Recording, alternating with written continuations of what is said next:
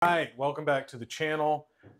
We are going to talk today about some Scout news. Before we do that, please subscribe to the channel. We're going to harp on it over and over again. We are, because it works. Yeah, yeah. You guys actually do sign up and subscribe when we Yep. ask, and so we're going to do that beginning every video, Yes. and we really appreciate those of you who have joined us in the last couple of weeks. Yes, which has been a lot. We've seen like Yeah. 30+% subscriber growth. Mostly because of this vehicle Yes. right here. Yep. And we're excited because we got some new news, we've got some stats, Yep. and then we're going to have a conversation around design. Does it look like a Rivian? I've heard that a million times. Right. So where do you want to start? Well, I thought we'd start with some of the take rate stuff that's coming out, just because I find that really interesting. We said we reserved a Traveler Harvester. Both of us? Both of us, yeah. Independently of one another? Yeah, so there's a good Scout EV forum out there that has been taking member-submitted surveys, right, on the different options that they reserved. And yeah, it's not officially from Scout, but their numbers seem to be backed up by all the other online spaces where the reservations holders are starting to gather.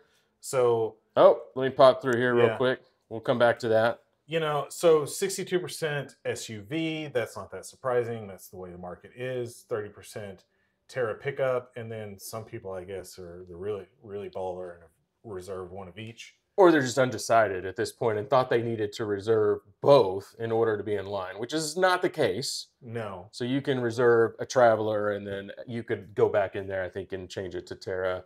At least, you know, that's what they're saying. Yeah. You can go back and forth with your options. Yeah, I don't think you can't really do that right now because there'd really be no point. Exactly.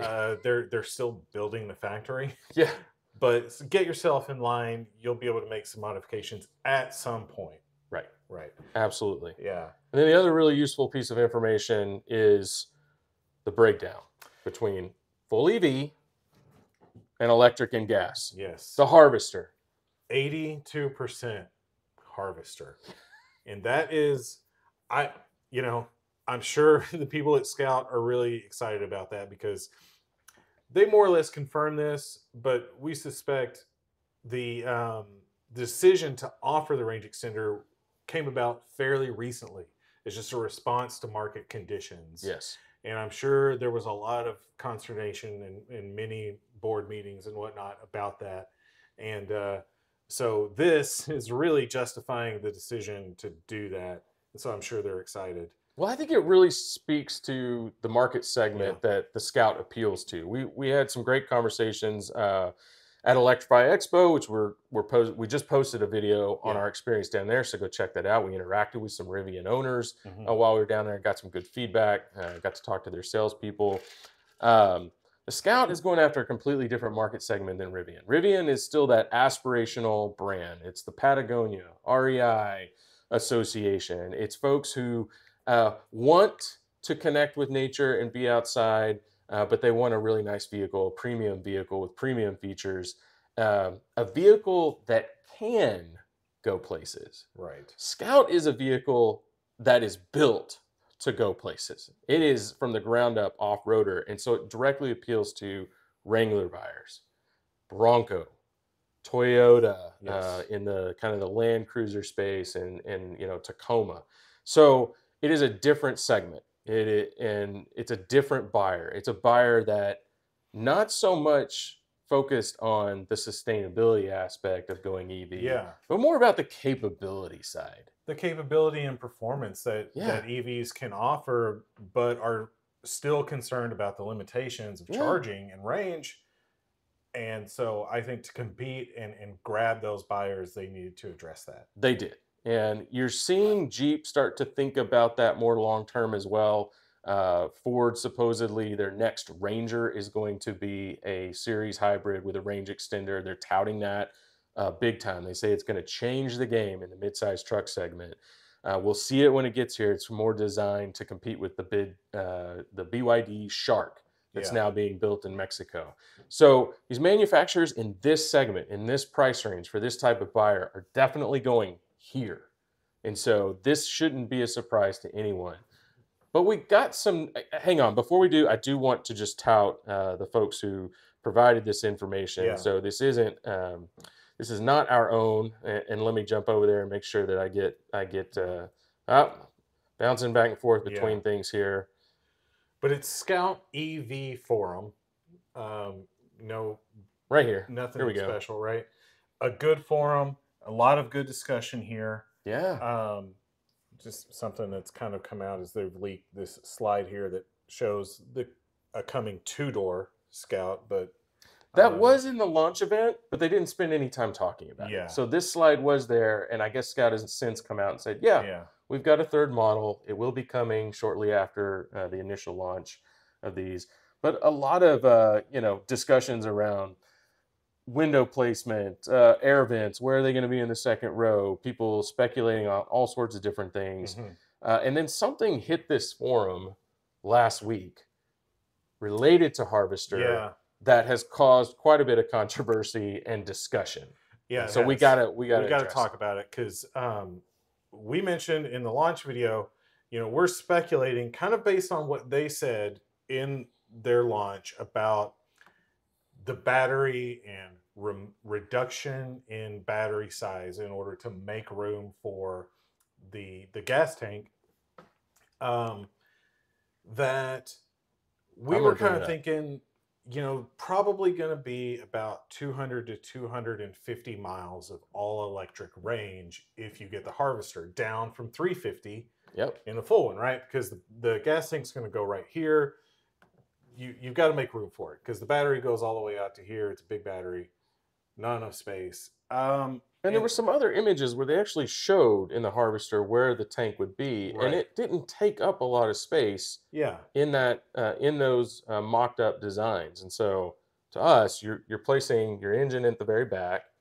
Okay, it looks like it's after the rear axle, and then your tank very small up here. We didn't think there would be a whole lot of gas supplemented range. We kind of said in that 150 to 200 mile range. To get it to a total of 500. So 3 to 350 EV only. But that's not what a Scout employee dropped in that forum last week. Now this is not official. Well, not that forum actually. So it was a Scout employee that is a poster and moderator of Scout's official community forum. Okay, so a little bit more credence to what this guy's saying, but still not like an official press release from the company. But what they're saying is 150 miles of EV only range. So that is a pretty big surprise. Now, if you think about something like a Ram Charger, it kind of makes sense. There are limitations with these series hybrids. They've got to squeeze in all this stuff. Except the Ram Charger has selected this very large engine precisely for this reason, to meet different demands.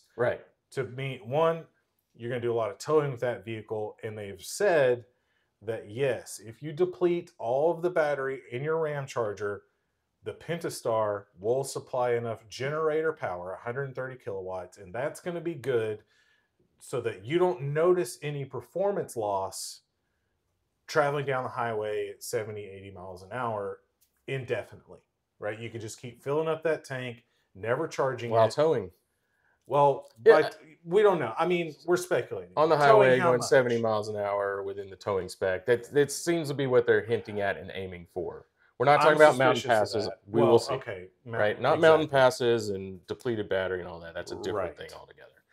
Yes. But it should be able to do that. And frankly, that's what you want a range extended electric vehicle series hybrid to be able to do. You don't want, the BMW i3 range extender has been talked about a lot. You don't want that situation where that thing, if you depleted the battery, you basically could only run at like 30 miles an hour uphill and stuff.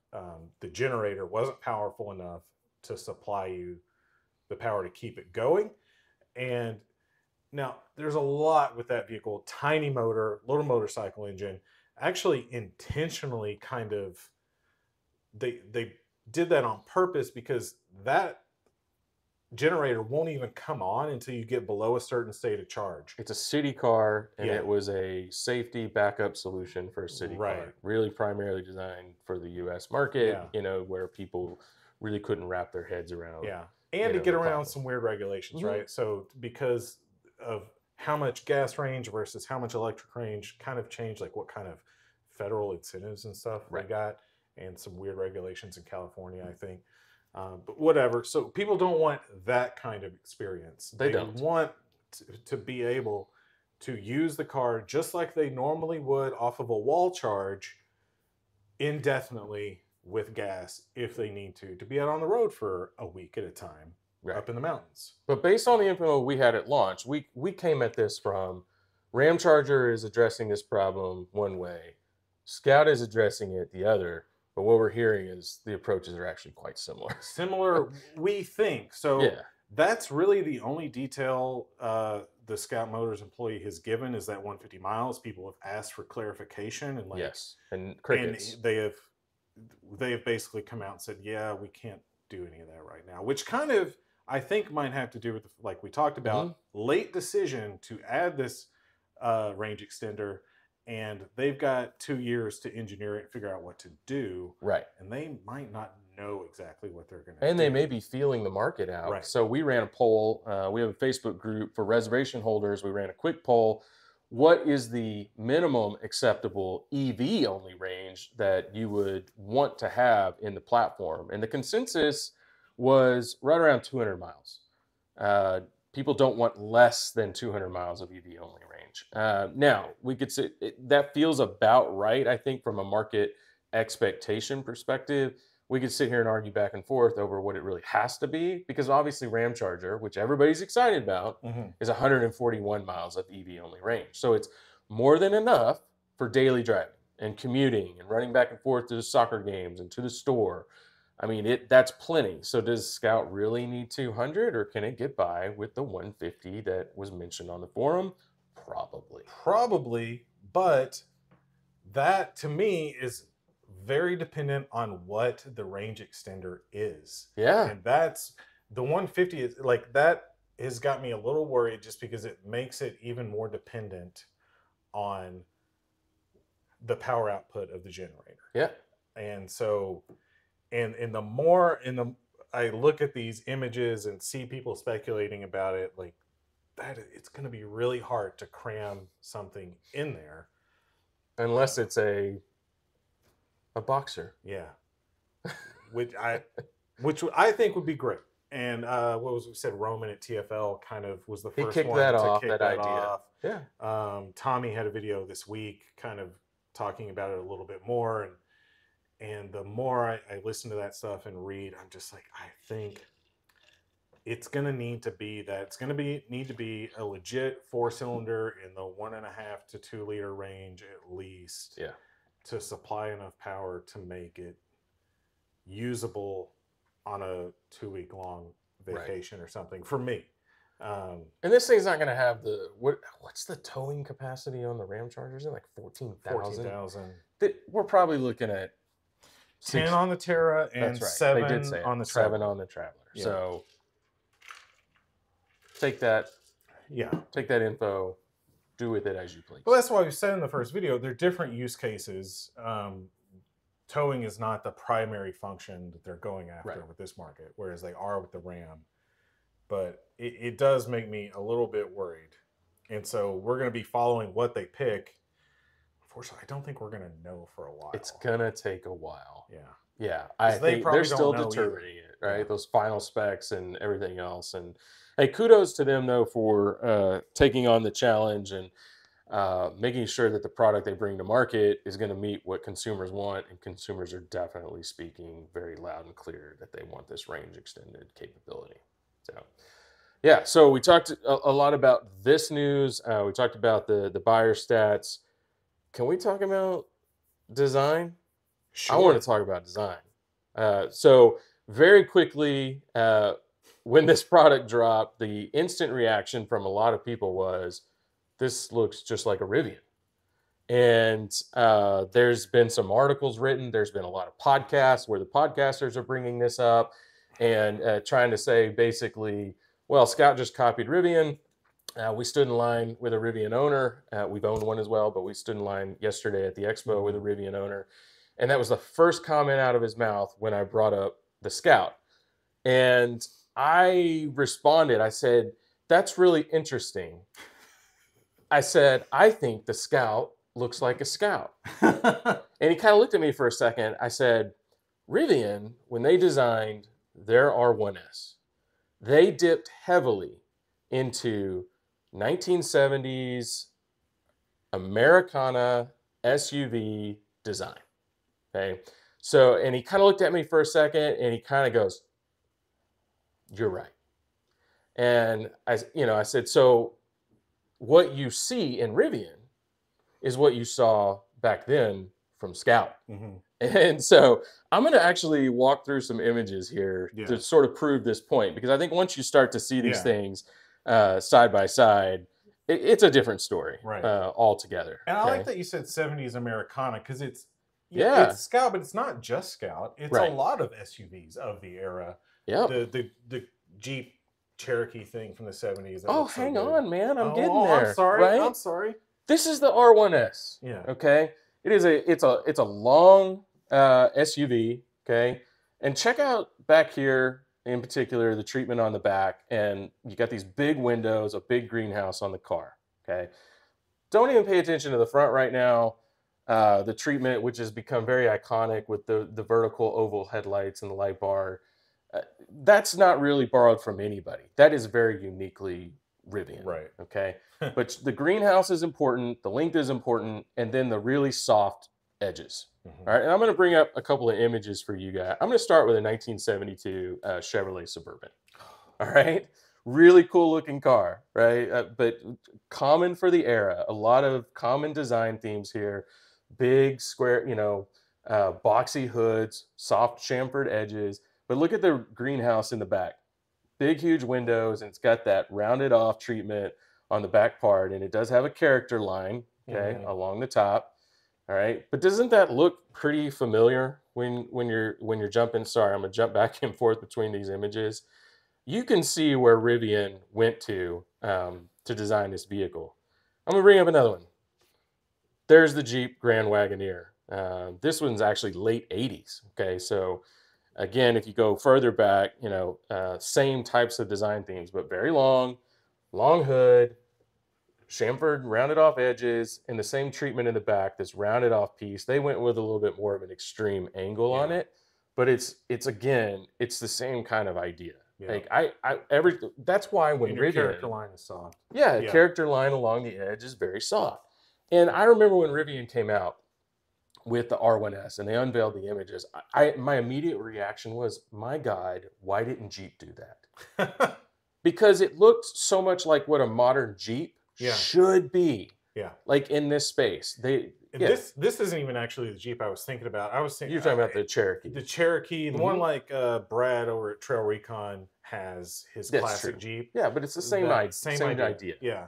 Right. And so it's very clear that Rivian went down that path. They started to borrow from those elements because they were creating an American brand and a brand new vehicle, and they were trying to evoke some of that nostalgia and some of the, that familiar design into their new product to give it some gravity in the market and remind people of something that maybe they weren't getting anymore from these brands. And so now let's pivot. All right. We're going to step into this a little bit. I'm going to show you a picture of, see if I can pop it up here. Hang on. This is a classic Ford Bronco. This is a 1967 Ford Bronco two-door. All right. So again, a lot of the same general ideas, the strong character lines, but the soft edges, the big hoods, the wide front end grills. All right. But look at this. Okay. So there's a Scout right there. Okay. From 1978, 10 years different, but it's hard to even, honestly, if these were rolling down the road at you, and you weren't as familiar with these brands and you didn't know them, like trying to tell the difference between these two, it would be hard to do. There's just so much commonality between what people were doing back then from a design standpoint. However, you know, my point earlier was the Scout looks like a Scout. And I thought these guys did the best job so far. This is an image I borrowed from Autotopia. And they went in deep on this question right off the bat. Does the Scout look like a Rivian? And they said, no, it looks like a Scout. And so if you go back and you look at the old International Scouts, look at the common design elements. Someone on a podcast tried to make the argument that the window angle borrowed from the BMW and the Hofmeister Kink. No, it doesn't. The Hofmeister Kink is a very specific design element in classic and modern BMWs, where you take a rake, okay, on the rear of the car, and you actually bring it back with this angle. This is a vertical treatment, okay, and it all the way back in the 1970s from International on the Scout models, it comes straight into the new product. It is not a Hofmeister Kink. You see this in other vehicles, but don't get them confused. It is not the same thing. The Hofmeister Kink was designed to bring balance to a very sporty, a sports car-like design and evoke speed and emotion in that design. It's not the same angle treatment at all. Familiar design elements around side marker lights, okay. But look, same shoulder treatment, right? That really strong shoulder line, but rounded off, and you see that as well here. And if you actually put the side profiles from a Rivian R1S up next to a Scout, there's a heck of a lot more going on here. It's much more muscular design here than it is on the R1S. And it's much more off-road oriented design. Like it's strength and, and power. Very different up front too. Again, the chamfered edges. I think that's what gets people.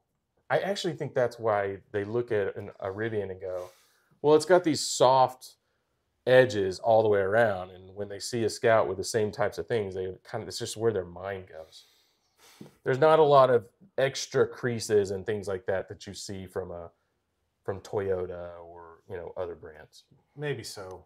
Yeah, you remain unconvinced. I just find usually when somebody tells me, "Oh, this car looks like that car," what I find is those people just aren't paying that close of attention.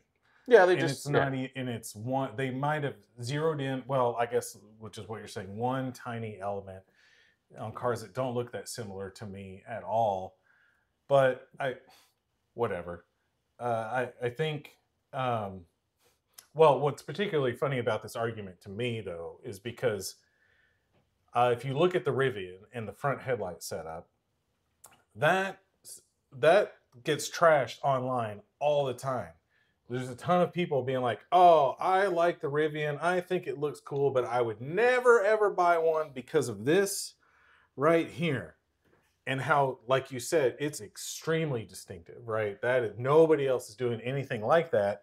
And then you see what I think is probably the same people online, then go look at the Scout, which doesn't look anything like that in the front, and say, it looks just like a Rivian. And so I just have a hard time taking a lot of those people seriously. No, that's absolutely fair. And now I can't get out of it, man. There we go. There you go. Yeah. So we'll pop back and look at some of these, these images. But I think your point remains. It's incredibly hard to make anything today that doesn't look like something else. There's not that much you can do with any vehicle design, right? Most two-box designs look very similar. I don't know. Yeah, I mean, if anything, the Scout profile reminds me of it looks very LX600 to me in the rear quarter panels and the window treatment. And, it's just similar. It's not borrowed, okay, because we've already shown you it's borrowed from itself, right, from its own brand heritage. But, there's only so much you can do with these cars to make them distinctive. And I actually think they did a tremendous job. I actually love the front end. I love the headlight treatment. It's very subtle. but it all works together. So it's not overpowering the front. You got to really, we talked about this in an original video, very subtle heritage badge, offset. So it's very unique. Boy, you guys can't see it on here probably, but I'm just now noticing this teeny tiny Scout script Scout right here in the headlights. Let me see if I can pop in there and we can actually. We might be at our limit. You're maxed out. Yeah, that's okay. That's all right. No, there it goes. A little bit bigger. Yeah, teeny tiny. Yeah, that's cool. But I hope we at least arm you with a little bit of information if folks are telling you, well, it's just a takeoff or a copy. And again, I've heard podcasters say that, and they're just talking. Right. They're not actually looking at the images and doing the comparison. It is I think when you put these cars right next to each other, they're going to feel and look radically different. Right. Even on the inside. We won't cover that too much today. We won't at all. We may come back to that later on. There's some common design elements, but a very different approach to interior and ergonomics between the two. Yeah. I do have to say something real quick about the inside, because this is one other thing we did. Do you want me to bring up some photos? Well, I don't think we could find. Maybe you can or not. But the same insider that is telling us 150 miles of EV range also posted, and there was even a picture with the post that, because we asked this question in our original video about the bench seat option, will it fold down so that you have an armrest and cup holders in the middle? And they have confirmed, yes, it will do that. Gotcha. Which is a question a lot of people were asking. A question, my wife is asking because the bench option was one she wanted. Yeah. She's like, well, but I need something to put, papers, purse, cup holders, whatever, right there in the middle. And the answer is going to be yes, which is actually, that's going to be really cool. And I was just thinking the other day, the bench is pretty neat because this table thing pops out. Remember, we kind of talked about that. There's a little table there. Right here. And one of the things my wife was concerned about is she does real estate on the side, and, being able to have her laptop and paperwork stuff that she's going to do. And I was like, oh, you know what? With the bench, it's really cool. If you're out on the job doing something like that, you can just slide right over. There's nothing in the middle, and pop that tray out and do a little bit of work on your laptop. Yeah. And then slide back over without climbing over. That's true. I hadn't even thought about that. I hadn't either. And then it occurred to me the other day when I saw that picture again. I was like, oh, that's pretty cool. So since we're here, and in this image brought this to mind, there is more talk about the agreement, the what do we call that deal? The deal between Rivian and Volkswagen. Okay. Around next gen EV architecture. In particular, all of the cabling and harnesses and the software that sits on top of it, with all of these different information systems in the car. And so this is running basically Rivian software in the prototype vehicles that they have showed us. What I'm really curious about, how do all these buttons interact with that software? Because Rivian doesn't have any buttons in their car. So the way it's written and coded, does it take this into account, or is that something that they're going to spend the next 2 years actually doing for Scout Motors? Because all indications are that this joint venture to develop next gen of all this behind the scenes, components is going to be in the Scout.